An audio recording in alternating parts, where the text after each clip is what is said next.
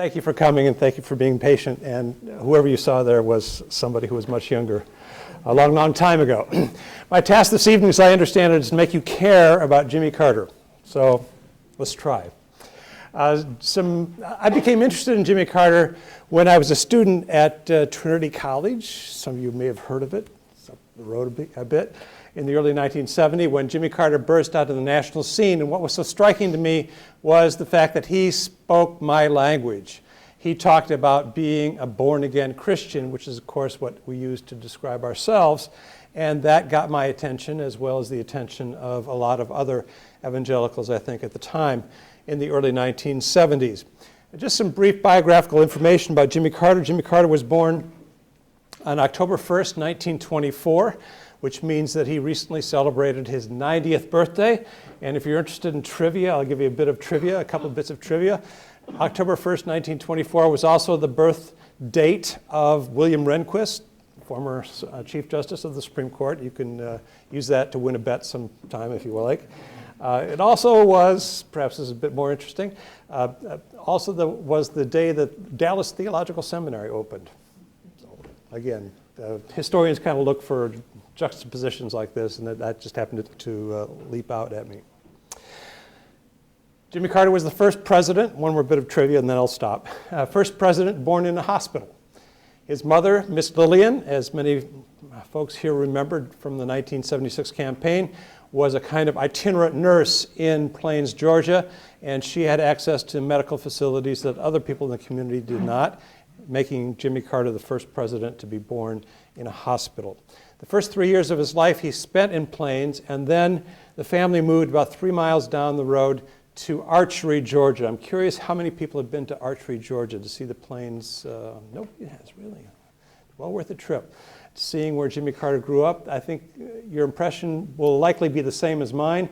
He grew up in very, very modest circumstances, hardly in the lap of luxury. Although he was always careful to say that he and his family were much more prosperous than any of their neighbors. Jimmy Carter went to school in town at the Plains schools. He was profoundly influenced by a teacher by the name of Julia Coleman, who encouraged her students to think that maybe one of them might be president of the United States someday, and young Jimmy Carter was certainly listening as she offered that bit of observation. Julia Coleman also spent her summers at the Chautauqua Institution in upstate New York, and one summer came back to Plains, determined to start a book club there in Plains, encouraged one of her students, Jimmy Carter, to read War and Peace. Jimmy Carter, thinking it was a book about cowboys and Indians, dived in and began reading War and Peace, and Carter tends to finish whatever he starts, and so he read all the way through War and Peace. He graduated from Plains High School, and then after a couple of years waiting for an appointment at the U.S. Military Academy, went off to Annapolis as a midshipman. This is when he begins teaching Sunday school, a practice that he has continued to the present. Just over a year ago, I was down in his Sunday school class, and I may talk about that a little bit later. Jimmy Carter continues to teach Sunday school even now into his 90s. After he graduated from Annapolis, he came home and married a Plains girl, although not a plain girl, a woman by the name of Rosalind Smith. That qualified in Plains as a mixed marriage, of course, because Jimmy Carter was a Southern Baptist and Rosalind Smith was a Methodist. Nevertheless, they worked it out and have been very, very close all of their lives. I think that Rosalind is the only person Jimmy Carter fully trusts. They are indeed very intimate. Jimmy Carter began his naval career, and then in 1953 he received a summons to return to Plains to the bedside of his father, Earl Carter, who was dying of pancreatic cancer at the age of 53. This was a profound moment in Jimmy Carter's life because he witnessed a whole parade of people coming into the hospital room to thank Mr. Earl, as he was known in the community, for various discreet acts of generosity and kindness that he had given over the years. The family who wanted new clothes so that they could attend their daughter's graduation with pride. And Mr. Earl provided them with the money to buy new clothes. The time that he carried the mortgage for another family during a period of straitened financial circumstances.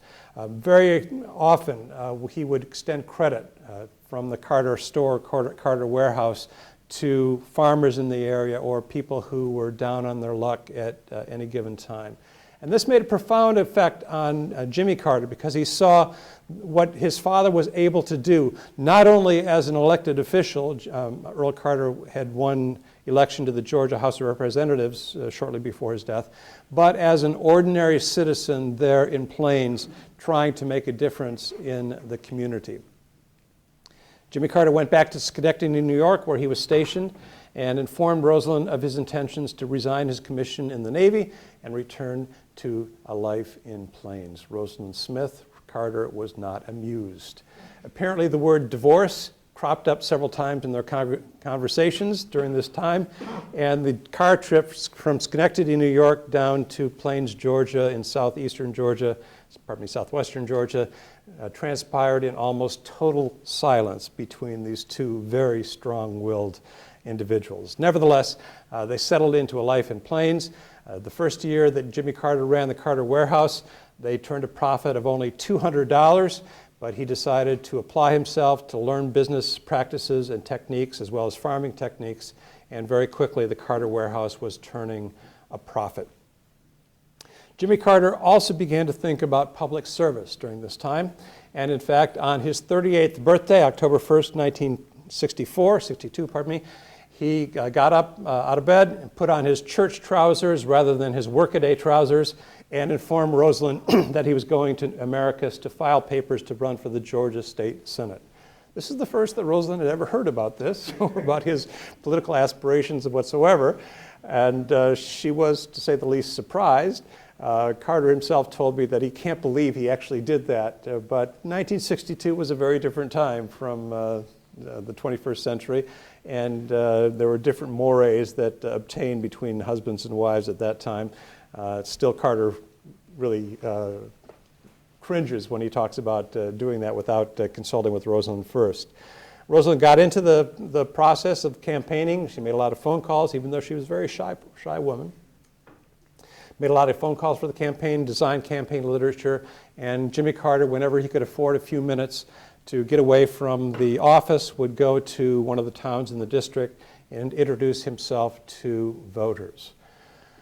On election day, this is primary election day for the Democratic nomination for the state Senate, one of the political bosses in that district, a man by the name of Joe Hearst, a kind of prototypical cigar-chomping political boss in Quitman County, decided that somebody else, Herman Moore, should be the Democratic nominee for the Senate seat rather than Jimmy Carter. And on election day in Quitman County, there was a remarkable get-out-the-vote effort in favor of Herman Moore. Out of 300 or so registered voters in Quitman County, turns out more than 400 turned out to vote for Jimmy Carter, for Herman Moore rather. Many of them in alphabetical order, down to the second and third letters of their last names. It was really quite a remarkable effort on the part of Joe Hearst. Jimmy Carter was furious. He was livid. One of my favorite books of his, perhaps my favorite book of his, is an account of that election. It's called Turning Point, when he decides to run for political office for the first time. And the pages bristle with indignation. Here he had trusted the political process. He had gone into the whole election in good faith, and the process had betrayed him. And he decides to challenge it. He is able to get the help of a reporter for the Atlanta Journal-Constitution, and the following January, it is Jimmy Carter who takes office as state senator in Georgia. He begins his political career, all the while continuing his business career, and in 1966 he decides to run for governor of Georgia. This is a bitter campaign for him because he loses to, of all people, and some of the people in this room will recognize the name, Lester G. Maddox, the arch segregationist in Georgia, who had come to public attention on July 3rd, 1964. the day after Lyndon Johnson signed the Civil Rights Act of 1964, when he confronted 3 African-American men in the parking lot of his restaurant called the Pickrick Restaurant in Atlanta, Georgia. He confronted them with axe handles to prevent them from coming to eat in his restaurant and thereby desegregating his restaurant. This made him a celebrity, made Maddox a celebrity, and it is Lester Maddox who wins election to governor in 1966. Jimmy Carter was utterly crestfallen by this. Friends and family talk about him back in Plains after the election loss, and he was disconsolate, walking around the town in the fields, very often in tears, trying to figure out why God had let this happen to him. And this is the moment when he has a real religious transformation. Jimmy Carter, at the age of 11 in 1935, had been converted in a born-again experience, as evangelicals do, in his Southern Baptist context, and was baptized into the Plains Baptist Church. But it was after the election of 1966 when he has a real period of soul-searching. And he consults with his sister, again, some of you remember this name, Ruth Carter Stapleton, who was a Pentecostal evangelist. And Ruth comes to Plains to talk with her brother. They walk in the fields, and Jimmy Carter has what I always call, in evangelical parlance, a rededication of his life to Jesus, determined to live more fulsomely and more wholeheartedly as a Christian believer. In fact, that same year, shortly after his rededication, he embarks on 2 mission trips, one to Lock Haven, Pennsylvania with other Southern Baptist laymen, where he goes around knocking on doors to tell people about Jesus. In fact, the first time I ever met Jimmy Carter was at before a conference in Atlanta at Emory University, and what he wanted to talk about in this small gathering was what he called the unsurpassed joy of telling others about Jesus, or he usually refers to Jesus as Christ, telling others about Christ. Later that same year, he also goes on a second mission trip, this one to Springfield, Massachusetts, and he's paired at this time with a Puerto Rican minister, a man by the name of Eloy Cruz.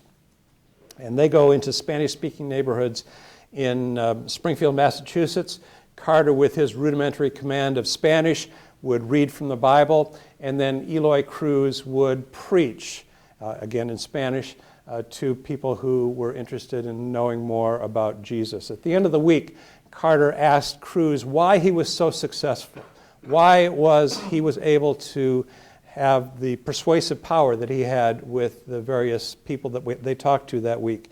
And Cruz was very diffident. He was very shy about this, and he thought that Carter was superior to him in many ways. And Carter kept pressing him. And finally he said, "Senior Jimmy, the secret to the Christian life is to have 2 loves in your life, one for God and one for the person who happens to be standing in front of you at any given time."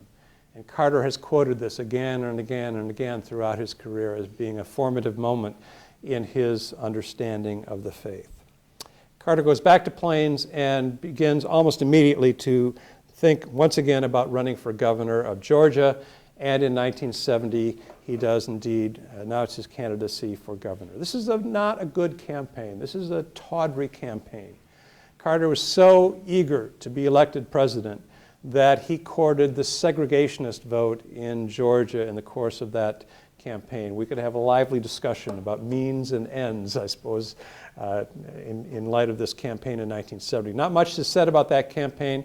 There's very little evidence in the Carter Center, the Carter Presidential Library about that campaign, but there is strong evidence that Carter indeed courted segregationist interests in the course of that campaign.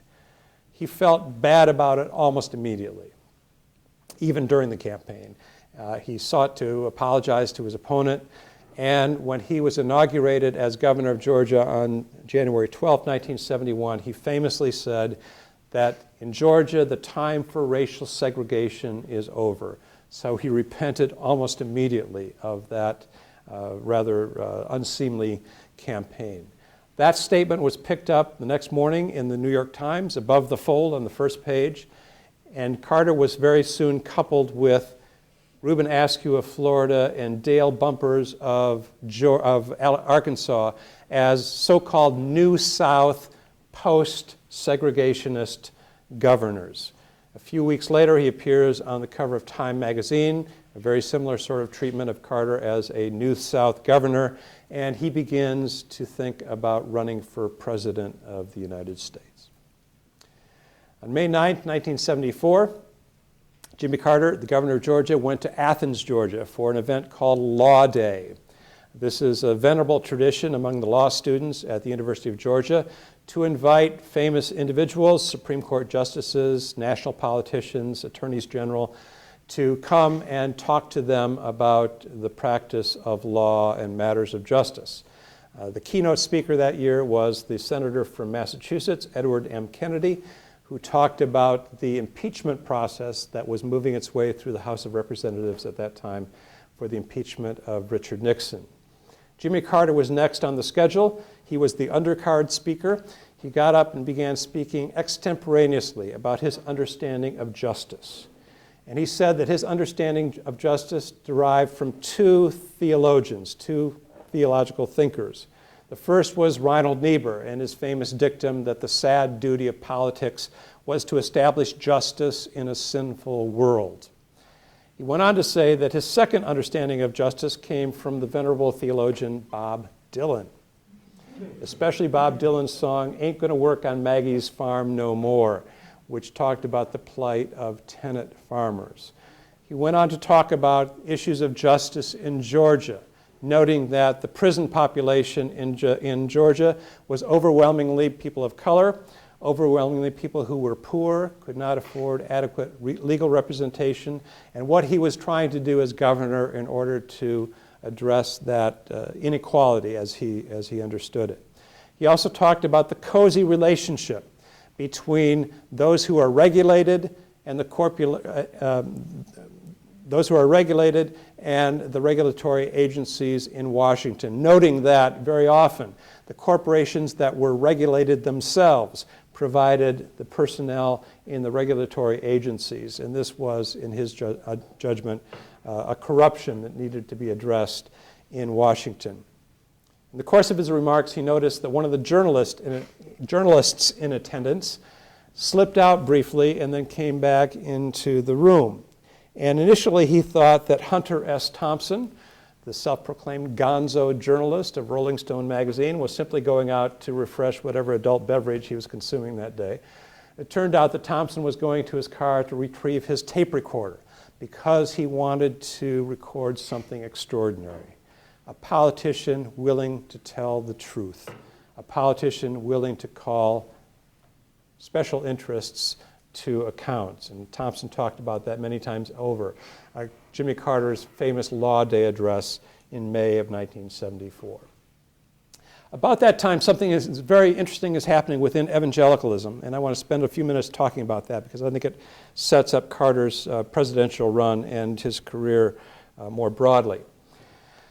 Just 6 months before Jimmy Carter's Law Day address, there was a gathering in the south side of Chicago of 55 evangelical leaders to produce a document called the Chicago Declaration of Evangelical Social Concern.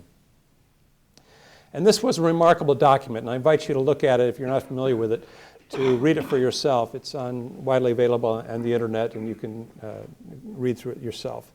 But what I see in that document is a remarkable effort to recover what I consider to be the genius of 19th century evangelical social activism. If you look at 19th century evangelicalism, and I have, and I'm sure you're aware of it as well, evangelicals were remarkably consistent about trying to advocate for those on the margins of society. Evangelicals were active. Wheaton College is here in part because of this. Evangelicals were active in the abolitionist movement. They were active in various peace crusades. They were active in the temperance movement, which in the 19th century was considered a progressive cause. We tend to regard it today as kind of paternalistic. But in the 19th century, it addressed very, very real problems of alcohol abuse in American society. They were also very much interested in the equal rights for women, including voting rights, which in the 19th century was considered a rather radical cause. They were interested in issues of public education, known as common schools in the 19th century, as a way for those in the lower rungs of society to become upwardly mobile and eventually to join the middle class. And the Chicago Declaration of Evangelical Social Concern, with signatories such as Ronald Sider, who really convened the entire group. Jim Wallace was there. Various African-American leaders within evangelicalism were there as well. Richard Mao, the recently retired president from Fuller Theological Seminary. What happened in that meeting was a restatement of many of these 19th century evangelical principles of social reform. The Chicago Declaration, for example, decried the persistence of racism in American society, decried the militarism that characterized American life and American federal budget. Of course, at that time we were at the tail end of the Vietnam War, so it was very much on the minds of many people at that time. It decried the persistence of hunger in a society that was so affluent. And as many of you remember, I'm sure, that Ron Sider went on to write a book called Rich Christians in an Age of Hunger, which was a major, major book for evangelicals in the 1970s. And they went on finally at the behest of Nancy Hardesty, who was just recently passed away, was an alumna of Wheaton College and in fact taught at Trinity College when I was there. They went on in that declaration to affirm equality for women. And part of what I argue in this book, and I wish I could hold it up for you. It's a splendid book, by the way. I recommend it. Part of what I argue is that Carter's campaign for the presidency drew on many of these same themes. And I'm not going to argue that Jimmy Carter was elected president because of the support of progressive evangelicals, because first of all, they weren't that large a number at that time. But he called on many of those same themes in his campaign for the presidency in 1976. Carter announces his campaign for the presidency, or for the Democratic nomination, on December 12, 1974 at the National Press Club in Washington, then goes down to Atlanta to announce a second time that same day, and then begins his arduous campaign in the precincts of Iowa and the small towns of New Hampshire in particular, introducing himself to voters. People from that time, people I've talked to who remember him during those years, remember him as an extraordinary retail campaigner. Carter has never been a great orator in the tradition of even Barack Obama, but other politicians who might come to mind. In fact, Eugene McCarthy, the former senator from Minnesota, once described him as a rhetorical mortician, which is not exactly a compliment. But on a one-to-one basis, Carter was, in fact, quite extraordinary, and he spent a great deal of time at the grassroots introducing himself to the voters. And then, of course, on January 19th, 1976, he wins the Iowa precinct caucuses, goes on to win other primaries. I think probably his most important victory and the contribution to American life for which he has not received enough credit was his victory in the Florida primary in March of 1976 when he defeated his fellow Southern governor, the most notorious segregationist, arguably, in American history, George C. Wallace.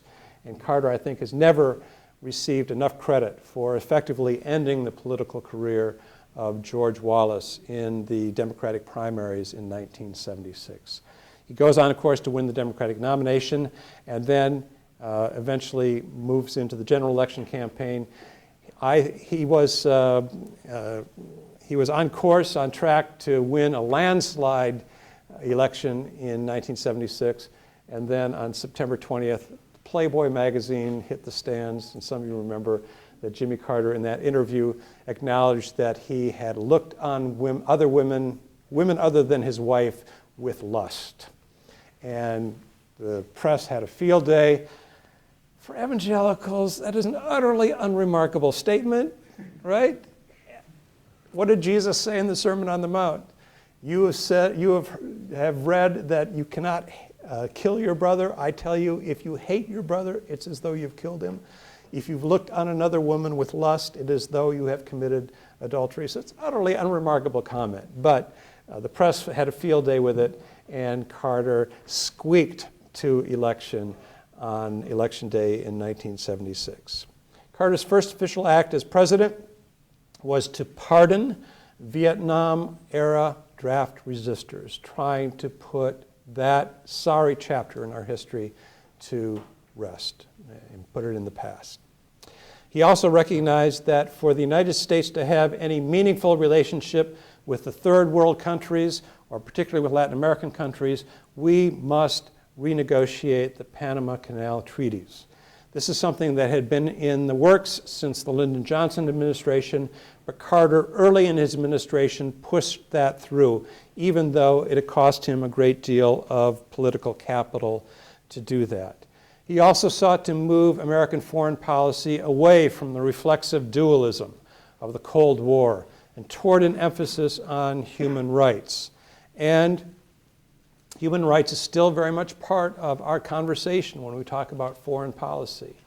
His emphasis on human rights did succeed in freeing a good number of political prisoners around the world, even though it angered some of our allies, especially those allies in totalitarian nations.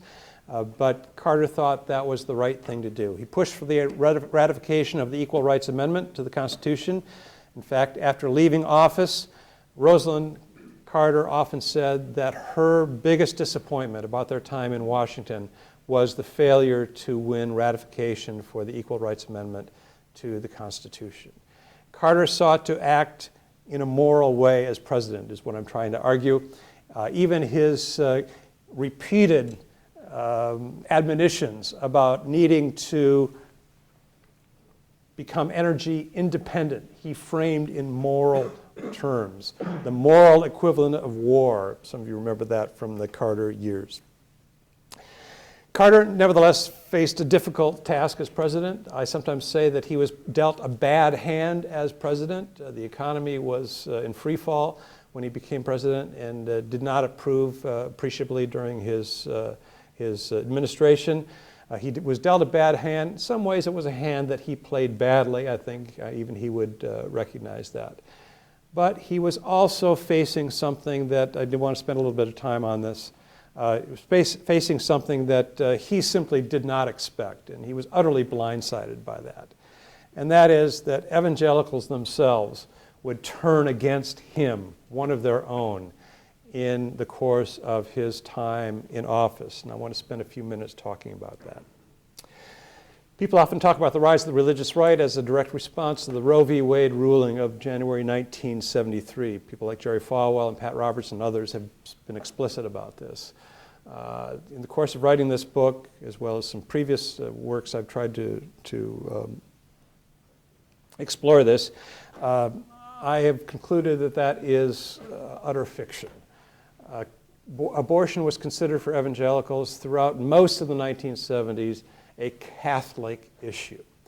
So the question remains, what got the religious right going as a political movement? As most of you know, evangelicals were not politically organized throughout the middle decades of the 20th century. It was really Jimmy Carter's campaign itself that began to lure evangelicals into the political arena, even though they were not organized in any way similar to what the religious right would do later in the 1970s. To go back to the history of religious right, and I will try to do this quickly, but I'm happy to fill in more details. You have to go back to the Civil Rights Act of 1964, which I mentioned earlier. Title VI of the Civil Rights Act forbids racial discrimination or racial segregation in public institutions. What happened was that in response to a previous Supreme Court ruling in 1954, especially in the South, many churches had started what came to be known as segregation academies to avoid desegregation in the public schools after the Brown v. Board of Education ruling of 1954. In Holmes County, Mississippi, a group of parents saw what was happening, and they filed suit. What was happening was that the number of white students in the Holmes County, Mississippi public schools dropped, the first year of desegregation from, I'm going to get the numbers wrong here, but this is roughly the case, dropped from 640 to 27, the first year of desegregation.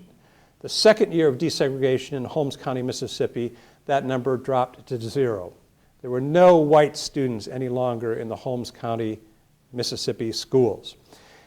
Several families in Holmes County also noted that at the same time, several segregation academies, church-related, sadly, were filing for and receiving tax-exempt status from the Internal Revenue Service. And they filed suit to stop this. Again, it's more complicated than I can get into right now. But what happens is that this suit moves through the courts, and on June 30th, 1971, in the District Court, District of Columbia, the court rules that any organization that engages in racial segregation or racial discrimination is not, by definition, a charitable institution. Therefore, it has no claims on tax-exempt status. That was the catalyst for the rise of the religious right. Jerry Falwell, who had his own segregation academy in Lynchburg, begun in 1965, famously complained that in some states it's easier to open a massage parlor than it is a Christian school, by which he meant a segregated school. The IRS then begins to try to enforce the provisions that are upheld by the Green v. Connolly decision of 1971. They send out questionnaires to schools and other institutions to ask about their racial policies. And one of those questionnaires lands on the desk of Bob Jones, Jr. in Greenville, South Carolina, who responded in effect, I don't think he probably used this language, but I'm going to venture it, hell yes, we segregate. We believe the Bible tells us to segregate, thereby all but ensuring that the IRS is going to follow up on that. And of course the IRS does, and after years of warnings, finally on January 19th, I'm getting tired, it's been a long day. January 19th, 1976, the IRS rescinds the tax exemption at Bob Jones University because of its racial policies. This is what gets the religious right, the leaders of the religious right, activated as a political movement in not in response to Roe v. Wade, but in response to the Green v. Connolly decision and the Bob Jones case. Paul Weyrich, who's really the architect of the religious right, was adamant about this. I happened to find myself in a meeting in Washington in November of 1990 in a room with Ralph Reed, Carl F.H. Henry, Donald Wildman, Paul Weyrich, Ed Dobson, Falwell's former associate at Moral Majority. And in one of the sessions, Weyrich was asked about abortion and the rise of the religious right, and he said abortion had nothing to do with us getting involved or organized as a political movement. And he was just emphatic about that. And after the session, we had a break, and so I went up to him and I said, I want to make sure I understood you correctly.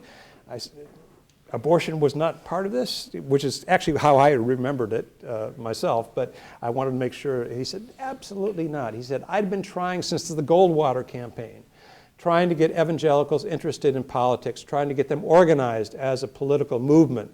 He said, I tried everything over the years. I tried the school prayer issue.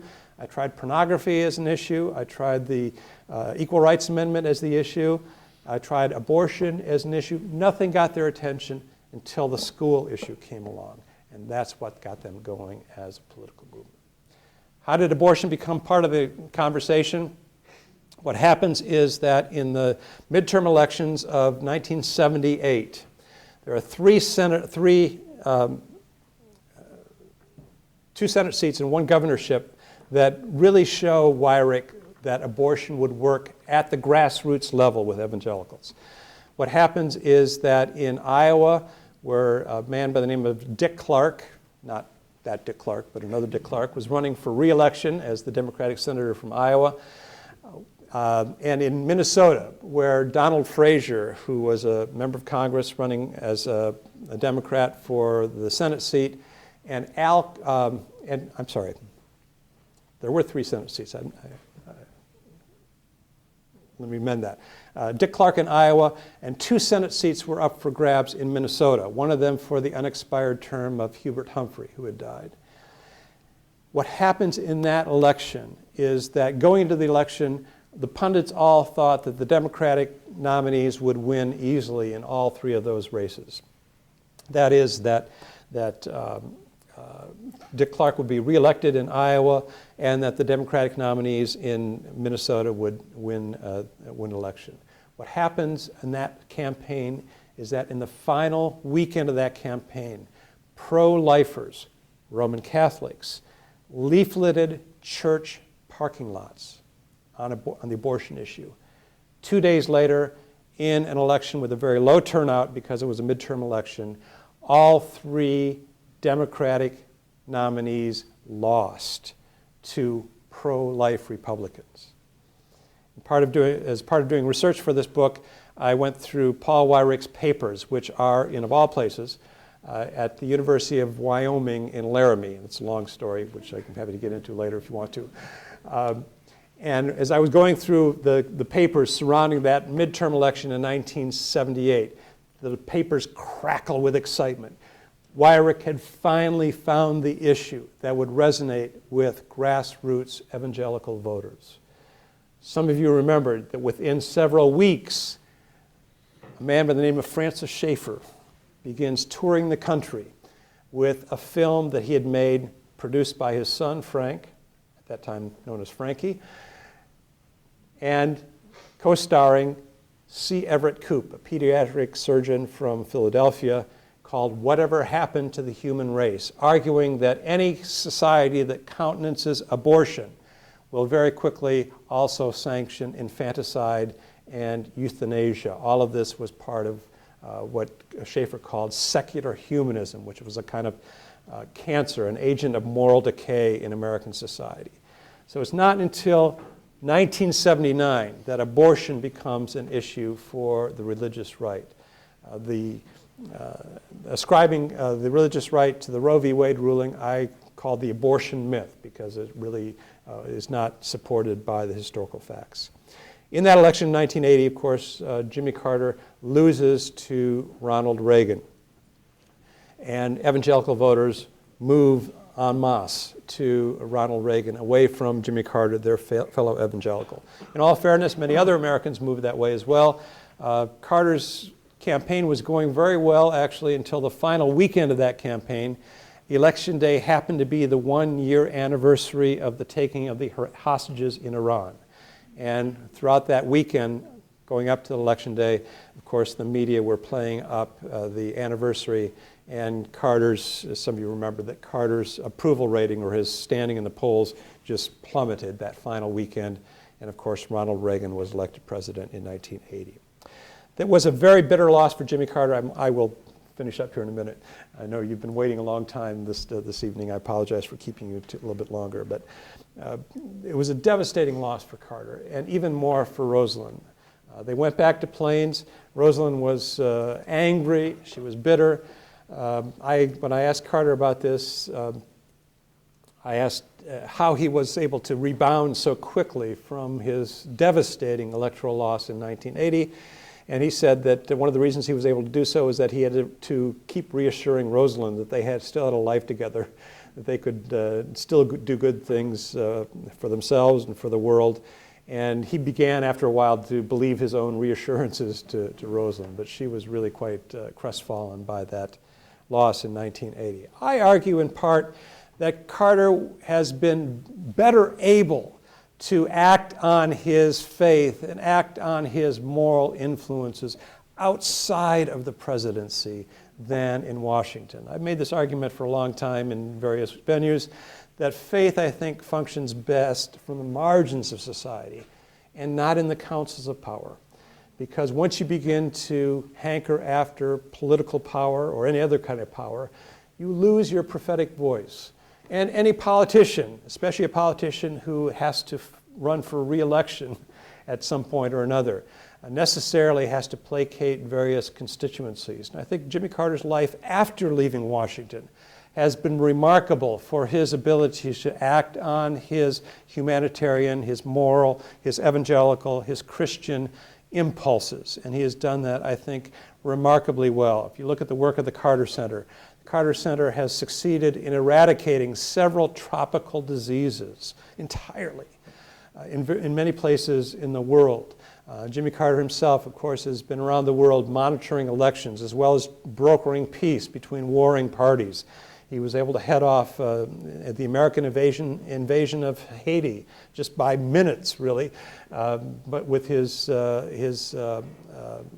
negotiation and his brokering of a deal to settle the political situation in Haiti. And Carter has been very active.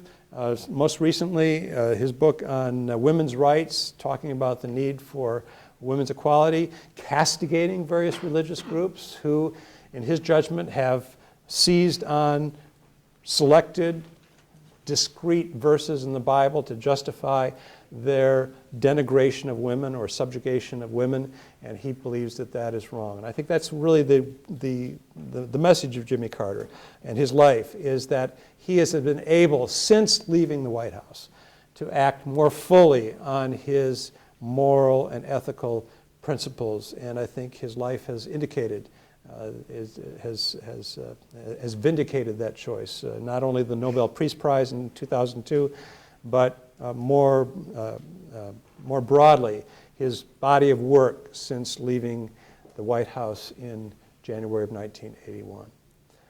I think I'm going to leave it there and invite.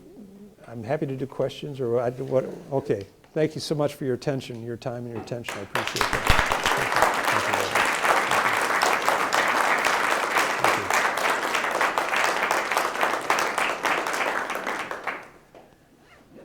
I'm a cheap date, so if you have questions, yes, please. I'm intrigued by your final remark about Carter doing more on the moral point than you outside of the thing. Yes. However, I'm asking you to speculate here. Yeah. A bit. Obama has helped, I don't want to start a huge fight here, but Obama, it seems to me, has helped America step back from constantly thinking of war as being our first alternative. Yeah. So, knowing what you know about Carter, had he won the second time around, Yeah. was he in a position where his viewpoints, were his manner of leading ones that could possibly have helped shape another attitude about America's service in the world? Yes, that's a great question. I think he would have. When I talked to him about what a second term would have looked like, the first thing he mentions, unsurprisingly, would be that he would have followed through with the Camp David Accords. And in fact, it's a real, I think it's a bitter disappointment to him that none of his successors have really followed through on the very hard work that he did at Camp David. I don't know if anybody's read the Lawrence Wright book, 13 Days in September. It's really quite remarkable. It's not, I don't think it's a particularly well-written book necessarily, but it really does chart out Carter's extraordinary efforts to bring these two ancient enemies together into a peace accord. And he's deeply disappointed that all of his successors, both Republican and Democratic, have not followed through on the peace accord. So that's the first thing he mentions. He's also very proud of the fact that no American soldier died in military conflict during his presidency. Now, some of you remember that he did try the rescue in Tehran, and there were, I believe, 4 soldiers who died in that. But that, technically was not a military conflict. It was a rescue attempt that went badly awry. He's very proud of that. He's often talked about the the fact that the best military armaments are those that are never used. He was criticized in the 1980 campaign for being soft on defense, but that really was not accurate. He, in fact, had restored America to a military strength that had been actually diminished by both of his Republican predecessors. So that criticism really was not accurate. Do I think he would have acted with restraint in his second term? Yes, absolutely, he would. This is a man who was averse to war, was averse to military conflict, and I think the fact that he's spent so much time as a negotiator indicates that this is his preferred method of dealing with conflict around the world. Great question. Yes, please, here. I'm wondering, so you talked about the connection between Carter, at least the affinity between Carter and the 1974 Yes. Chicago Declaration. Were there connections? No, yeah, it's a great question. Can you sort of unpack that a little Yeah, not much, Okay. other than to say there was a kind of a coincidence of interests between the two. And I think part of that you have to remember, and it's still somewhat the case, that there is a difference between Southern evangelicalism and Northern evangelicalism. First of all, Southern evangelicals don't recognize themselves by that term. Who was it? Foy Valentine, who famously said of the Southern Baptist Convention that evangelical is a Yankee term. He kind of dismissed it. But I tend to apply the duck test. If it walks like a duck and quacks like, it's probably a duck. In the case of most Southern Baptists, and certainly Jimmy Carter, he would fit that description. So I think it's more a coincidence of interests rather than a kind of collusion of interest, to put it that way. Yeah. But again, I do want to come back and emphasize that in the early 1970s, there was this kind of brief moment of resurgence of progressive evangelicalism that was really quite public, and I think I would argue very prophetic at that time. It came out of, actually, just a bit more on the background, there was a small group called Evangelicals for McGovern, believe it or not, in 1972. Rich Mao has often joked that they had their meetings in the phone booth, but it was a fairly small group. But Ron Sider had organized that group, and some of you remember, and I remember this very well, that George McGovern came and spoke at Edmund Chapel on, I remember the date, October 11th, 1972. I actually skipped chapel up at Trinity College and came down here with a carload of friends to listen to George McGovern here in Edmund Chapel. But on the heels of that, Sider organized this group that became the Chicago Declaration, and later his own organization, ESA, Evangelicals for Social Action. So it was a moment, I think, that was really quite remarkable in the history of evangelicalism in the 1970s. Yeah. Yes, please. There seems to be some evidence that the hostages would have been released prior to his election had some political wrangling. Do you think he was politically naive and maybe even as a Christian naive in thinking that he could in fact bring the Egyptians and the Israelis together? Yeah. That's a positive thing. Yeah, I think that's a good observation, certainly a fair observation. I think there is a kind of a naivete to Carter. I think he thinks that if he has this enduring belief that if he can just get people to sit down and talk to one another, that they can work things out. And I think one of the ways you see this is his persistent attempts to reconcile with the Southern Baptist Convention. The Southern Baptist Convention in 1979, became very conservative, and contributed to Carter's defeat in 1980. And at various times over the last, since then, he's convened these groups. If we just get together, we could certainly work this out. And I sometimes describe his relationship to the Southern Baptist Convention as a dysfunctional marriage, because they have separations and then they have these brief reconciliations, and then I think they're finally to the divorce stage between the two of them. But he believes that, I think, and there's kind of a fetching naivete to that, and maybe that has gotten him somewhere in his various conversations. I was going to say something else, but I'll probably come back to me. I'm sorry. I'm sorry. Yes, please. What happened to progressive evangelicalism after Carter's loss to Reagan in the 1980s? Mark Hatfield left the Senate in 1997. I think there is now a younger cohort. Jim Wallace is very encouraged by what he sees as he travels around the country. The Sojourners Group, I think, is doing some very good things along those lines. People like David Gushee, who's down at Mercer University, is certainly articulating those concerns. Tony Campolo continues to travel. He's probably been here recently. He stops by here every so often, I know. But I think what happened was that progressive evangelicals, unlike the leaders of the religious right, did not have their own media empires in the 1980s. Falwell had his television program. Robertson had his whole channel. He had his own satellite. You go down the list. There were a lot of them. And they used their bully pulpits, to use Theodore Roosevelt's term, to political effect. And people like Ron Sider and Jim Wallace simply didn't have access to that sort of media, constant media. Before Dobson retired, James Dobson retired, he was on, 600 radio stations a day? Half an hour every day? Think about that. 600 radio stations a day for half an hour. And a lot of it was really political.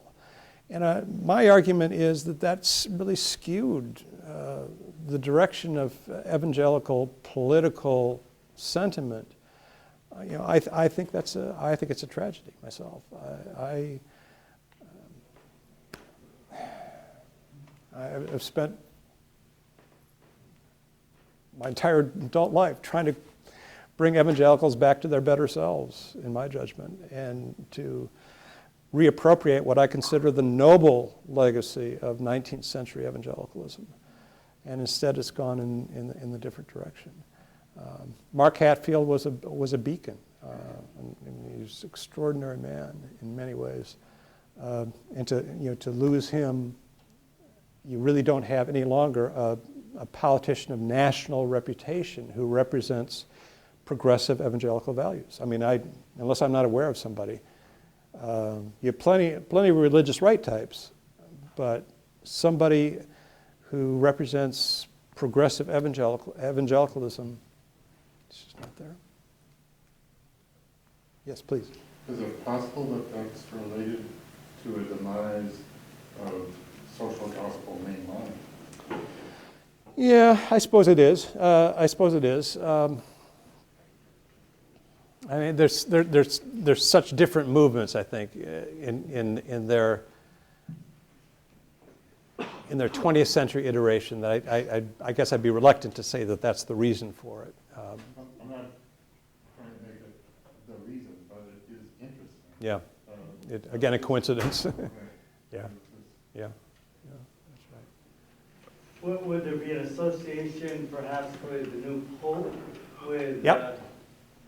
I think that's possible. Certainly, and that would be, we're getting different soundings from the Vatican now, from what we received during John Paul's papacy and certainly Benedict the 16th. I know Jim is very encouraged by what he's hearing from Rome, and I don't know what's going to come of that, but yeah, I think that's possible. Yeah. Yes, please. Do you think there was anything that Jimmy Carter could have done himself to retain the evangelical vote in 1980, or were things just out of his hands by that point? That's a great question. The question was, is there anything Jimmy Carter could have done to retain the evangelical vote? Part of it, again, was the naivete. The person who mentioned this, I think, is gone now. But Carter was blindsided by this. And I asked him when he first figured out he was in trouble with evangelicals. He said, my sister told me. She said, Jerry Falwell's up in Juneau, Alaska, saying that you're not a Christian. And Carter said, what? He was dumbfounded by this. And so he was just not aware of this. And he finally brings into the White House a Southern Baptist minister by the name of Bob Maddox, whose job is to serve as kind of religious liaison. And I had a long conversation with Maddox, and he said by the time he got there, which was fall of '79, he thought the game was pretty much over, that the Falwell and others had really moved things in a very different direction. Carter also said he knew he was in trouble when with the conservative takeover of the Southern Baptist Convention. There's a great anecdote about this. After that conservative takeover, a delegation of Southern Baptist preachers, the leaders of the convention, came to the Oval Office, and were somewhat confrontational toward Carter, who himself was a Southern Baptist, of course. And at the end of the conversation, Bailey Smith said to the president, he said, "Mr. President, a lot of us are praying that you will give up your religion of secular humanism." And Carter, if you read his White House diary, he goes back to the White House that night and asks Roosevelt, "What's secular humanism?" The other thing that working against Carter was that there was a gathering of evangelical leaders convened by Billy Graham at one of the hotels at the Dallas-Fort Worth airport. They actually had an entire floor of the hotel for several days of meetings to strategize on how they could dislodge Jimmy Carter from the presidency, how they could defeat him for re-election. And what comes out of that meeting is that they decide to approach several Republican candidates who they think might earn their allegiance. Phil Crane, congressman here from Illinois for a long time, was one of the people who was at that time considered possible presidential candidate. Governor of California, Ronald Reagan, of course they had serious qualms about him because he was divorced and remarried. He also came from Hollywood. He's not actually known to evangelicals as a redoubt of piety, I think. And the other one was John Connally, who was former governor of Texas and Nixon's Secretary of the Treasury. I'll just tell you a quick anecdote about this. A couple of these preachers were dispatched to go to talk to Connally, and they went to visit him on his Texas ranch, and apparently the conversation was going very, very well until they asked his views on secular humanism. And no one apparently had briefed Connally that secular humanism had become a code phrase for everything that was wrong in America. And Connally said, "Well, don't know much about it, but sounds good to me."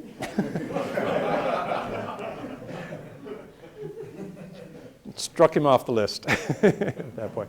But, I have to say that one of the things that was, I have to say, kind of heartbreaking to me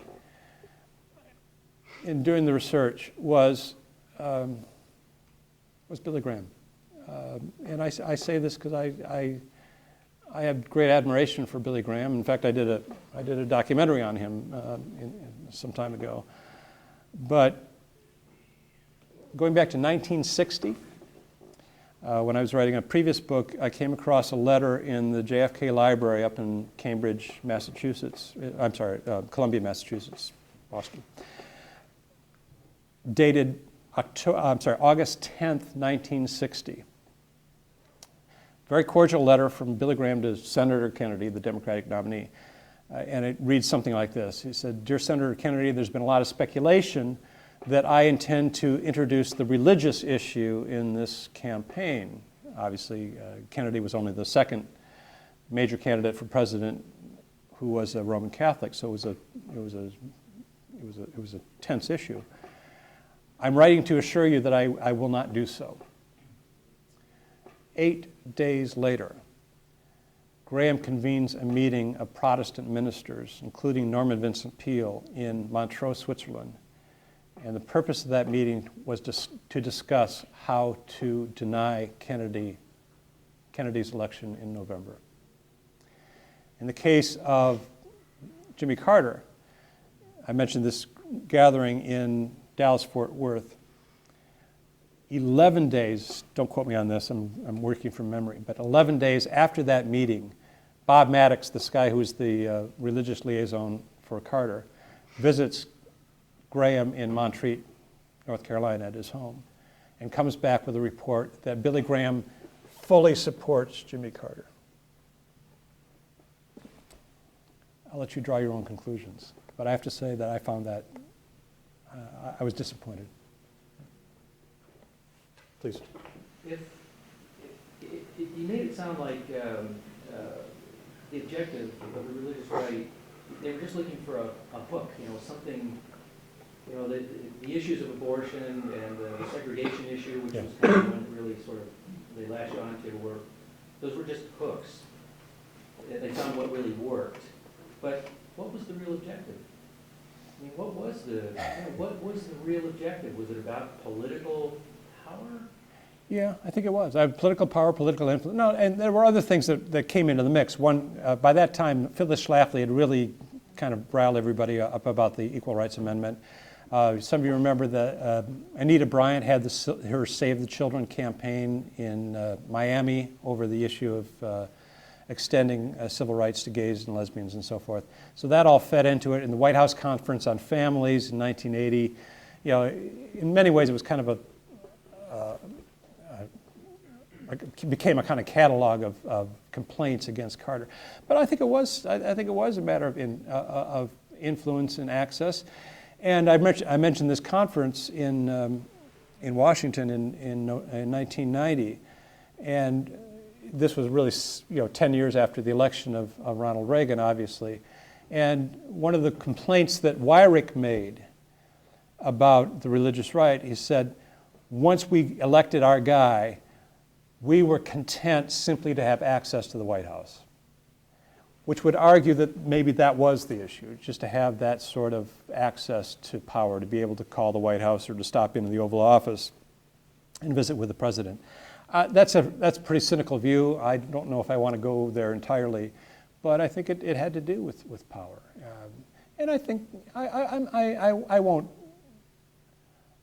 dismiss entirely that these folks had strongly held moral convictions on one issue or another that really drove them. But I think again, once you get, I'm sorry. Those convictions got changed. The convictions changed. Yeah, the convictions changed, absolutely. But again, it kind of goes back to my larger point about faith on the margins of society. Once they got involved in the political process, it's kind of a heady thing. It's intoxicating to think about the pursuit of power and what you might do to get power and what you'll do when you get power. And I think that probably became kind of a self-fulfilling thing in some ways. For its part, by the way, the Reagan-Bush campaign was not sure that abortion was going to really work for them as a political issue.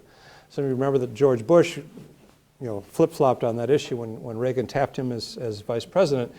But also, the famous rally down in Dallas at the Reunion Arena on August 22nd, 1980, when Reagan came to the dais, he'd been coached rather extensively, said, I know this group can't endorse me, but I endorse you and what you're doing. It brought down the House and arguably sealed the election, I think, for him in August. But when I was at the Reagan Library, I looked through his speech that he gave. Here he had 10, 15,000 evangelicals. He talked about the school issue, the IRS. He did not mention abortion.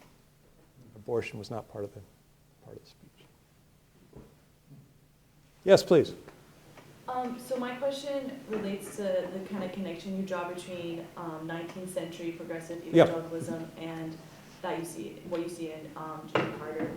And I guess based on my limited historical understanding, in the 19th century progressive evangelicalism came to this kind of tension between the modernist and fundamentalist kind of controversy that it seems to me wasn't based so much on the actual social justice practice so much as on the more intellectual kind of the fear of allowing these secular ideologies to kind of show how we interpret Scripture, how we approach Scripture.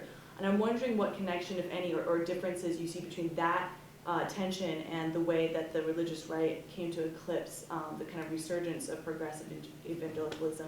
It's a great question. The chronology is a little off here. The modernist thing really doesn't crop up until the early part of the 20th century.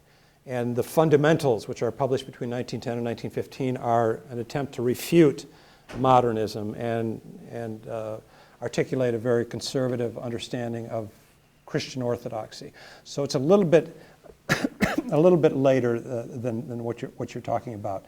But in many ways, the culmination of those tensions, and I don't want to overemphasize it, but the culmination of those tensions really was the Scopes trial in Dayton, Tennessee in 1925. That's when evangelicals really begin to remove themselves from the larger society and construct what I call an evangelical subculture in the middle decades of the 20th century. So that's more the timing on things. And remind me again, your tie with the religious right was what? Yeah, so my question is, what similarities do you see between that tension in the early 1900s? Oh, I see, right. With the eclipsing of the religious life's kind of eclipsing the prospects of progressive evangelicalism? Yeah, I mean, there are tension, in this case, it's a tension internal to evangelicalism, whereas the modernist stuff was, evangelicals define themselves against the mainline Protestants and others. So it's a tension within evangelicalism. And I think, it probably can be demonstrated, not only through American history, but through history generally, that in times of real crisis or social upheaval, there is a strong attraction for more conservative articulations of whether it's theology or politics. I think you saw that in the modernist fundamentalist modernist controversy. You're quite right to see a parallel.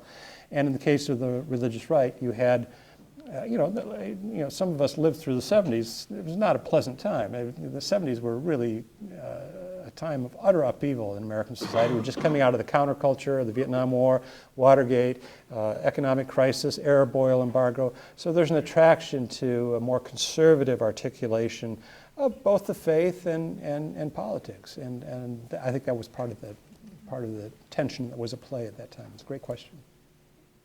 Please. You just mentioned all of these other underlying things that were going on in society.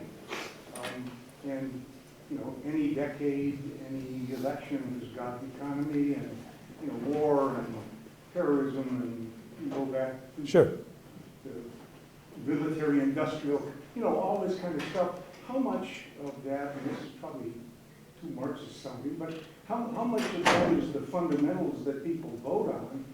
And some of the other groups that are in the public eye are kind of playing off of that, but where's the balance? Oh, I mean, I'd be a genius if I could figure that out. Right? Yeah, that's why I'm not running. No, but the other thing that happens is you have various individuals who are able to articulate those tensions. Sometimes they're demagogues, sometimes they're merely, kind of brilliant, charismatic politicians. And I think Ronald Reagan was one of those, was that figure. He was a brilliant, charismatic politician, and Carter, was not a terribly charismatic person in many ways. And he still isn't, by the way. He's a very quiet, purposeful man, but he's not Bill Clinton. I mean, he's not Ronald Reagan. In fact, by the way, I can't imagine two personalities more different than Jimmy Carter and Bill Clinton. They're just utterly different types. But I think, the brilliant politician is one who's able to kind of swoop in and pick up on those tensions and articulate those tensions. And Reagan had some great lines in the course of the 1980 campaign. The one I remember the best was, he said something like, a recession is when your neighbor loses his job. A depression is when you lose your job. Recovery is when Jimmy Carter loses his job. I mean, it's a great line. It's a great line. And he's able to do that. And that was the brilliance of Reagan, I think, in many ways. Vincent. When he did the Playboy interview. Yes. So, you guys been looking back of that, whether do you think that was a mistake? Was that an example? Colossal mistake. Yeah, because so why does he do it? Yeah. The question was, why did he do the Playboy interview? He did the Playboy interview because he was afraid. He was afraid that he was coming across as kind of this goody two-shoes and morally superior to anybody else. And so he thought that giving, well, first of all, the venue of the interview, but also the things he said in that interview. If you look through the interview, it's very intelligent, actually. And there's nothing that anybody in this room, I shouldn't say that, but I doubt that there's anything in the interview that anyone in this room would find theologically objectionable. I mean, it's orthodox evangelical thought, but the venue was not the right thing. And just what happened was that he dropped 15% in the polls after that Playboy interview came out. It's not just evangelicals. It was, I think, larger public, and I think Gerald Rafshoon, maybe it was Jody Powell, I forget, said what the Playboy interview did was kind of establish sort of the weirdo factor, what he called the weirdo factor. He would say something like this about lusting after someone else in his heart. And some of you remember that after that Playboy interview, that one of the editorial cartoon I remember was Jimmy Carter looking at the Statue of Liberty in a state of undress and that sort of thing. The media just had a field day with it, and it really hurt him, I think. As it happened, on Election Day, the evangelical vote went roughly 50-50 between Ford and Carter. And I think had it not been for that interview, it would have been much higher for evangelicals. Ford, after all, had evangelical credentials as well. His son Michael was a student at the time at Gordon Conwell Theological Seminary. And that's, I shouldn't get into Graham, I guess. Graham also was trying to undermine Carter. For some reason, Graham and Carter have never had a close relationship because Graham was trying to undermine Carter in favor of Ford in that election as well. One final question? One final question. What is love? No. Yes. What's the acceptance of your book and the like community and so forth? What's the acceptance? I don't know. I haven't really seen sales figures yet. Although you could have really helped me put me over the top here tonight. It got a lot of nice reviews. Wall Street Journal, Wall Street Journal, I can't afford so much, but New York Times, Washington Post, Cleveland Plain Dealer, has gotten some good play, and I think it's a very good book, if I may say so myself. I just did, so please buy it. I have not heard from Carter about the book. I'm disappointed about that because I mean it's not uncritical, but it's not. But I think most readers would say it's a generally appreciative biography of Carter. But he's a funny guy in some ways. He's a very private man, and he has a sense of himself, and if someone comes along with a little bit different perspective, maybe, I don't know. He doesn't like that. The end of the book is an epilogue. It's called Sunday Morning in Plains, and I talk about going down to sit in on his Sunday school class, and then I do have a conversation with him after that, and so forth. And I suggested toward the end of the epilogue that Carter is really driven by a kind of works righteousness. Even at 90 years old, he's still frenetically busy. And Rosalind said, I don't even look at the calendar beyond a week in advance because we're always off somewhere and I just can't keep up with it. But he's kind of driven, I think, in some ways. I called it works righteousness. I don't really mean it as a theological category because I think he's an Orthodox evangelical who does not believe in works righteousness as Luther told us not to do. But I think there is a kind of drivenness to him. And he acknowledged that, in fact, that a lot of that had to do with the fact that he was not reelected. That his activities after leaving the White House have been an attempt to redeem himself. The book is called Redeemer, by the way. And I think that's one sense in which he has sought redemption. I use the term redeemer in other ways as well, but for him, that was his way of earning redemption, I think. You've been wonderful. Thank you. I'm so sorry I've been... Thank you so much. Thank you.